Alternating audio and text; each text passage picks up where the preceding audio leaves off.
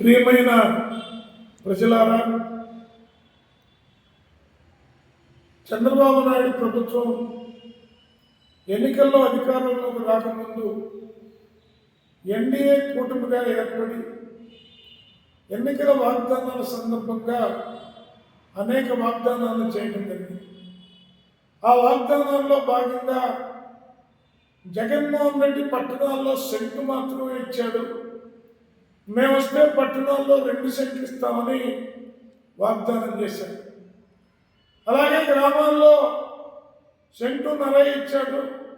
మేము వస్తే 3 సెంట్లు ఇస్తామని వాగ్దానం చేశాడు. అలాగే ఇల్లు కట్టుకోవడానికి 4 లక్షలు ఇస్తామని, ఆర్థిక సహాయం చేస్తామని ప్రజల్ని నమ్మబలికాడు.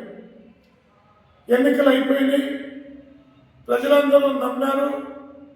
చంద్రబాబు గారికి ఒక పెద్ద మెజార్టీ ఇచ్చి ఎన్డీఏ కూటమిని అధికారంలోకి తీసుకొని వచ్చారు.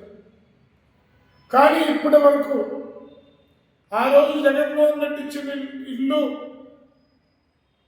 అలాగే ఆ స్థలాలన్నీ పడావుగా పడున్నాయి.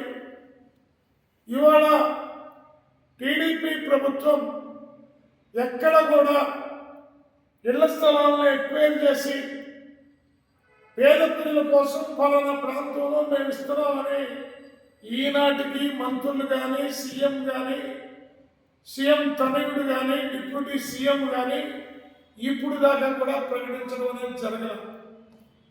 పైగా రకరకాల పేర్లతోటి ప్రజల్ని వంచిస్తూ ఉన్నారు.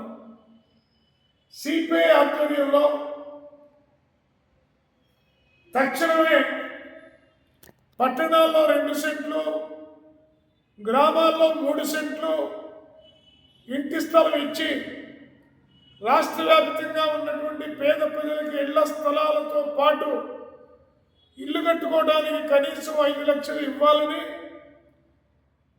ఆ ఇళ్ల స్థలాలు ఇచ్చేంత వరకు వారిప్పుడు కడుతున్నటువంటి అద్దెని ఈ రాష్ట్ర ప్రభుత్వమే భరించాలని డిమాండ్ చేస్తూ ఈ నెల 24వ తేదీన భారీ స్థాయిలో ఈ రాష్ట్రంలో ఉన్నటువంటి అన్ని కలెక్టర్ కార్యాలయాల దగ్గర, కమిషనర్ కార్యాలయాల దగ్గర, మున్సిపల్ కమిషన్ కార్యాలయాల దగ్గర, అలాగే తహసీల్దార్ కార్యాలయాల దగ్గర పెద్ద ఎత్తున ధర్నా కార్యక్రమాలు నిర్వహించి మళ్ళీ వాళ్ళందరికీ వినతి పత్రాలని సమర్పించబోతూ ఉన్నాం.